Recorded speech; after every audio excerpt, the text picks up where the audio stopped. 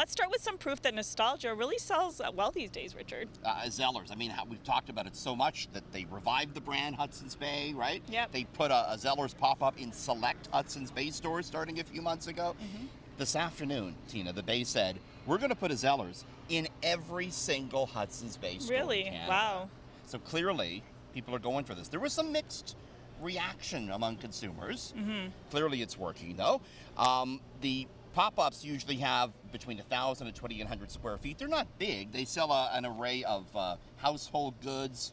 Yeah, the nostalgia does sell. People remember Zellers from years gone by. And the Bay says they're using these pop-ups to determine what area might be good for a possible standalone Zellers store in the future as they continue to bring back this bargain brand, which really does well now, I guess, in an era of everything being so expensive. I think it makes sense that it's doing so well. I actually haven't visited one since they've been back. Have you? I have not, but I mean, I remember Zeddy from years gone by, and I probably still have a Club Zed card hanging around somewhere. Well, we got to make our way to one. Well, speaking of real estate, those who hold variable rate mortgages, some good news for them today. These crazy people. No, we're feeling for these people. Oh, yeah. Because the costs have gone up dramatically. The Bank of Canada made a rate decision today, not moving on rates. Holding the benchmark at 5%, the highest in 22 years. And get this, you'll like this, being a holder of a variable rate.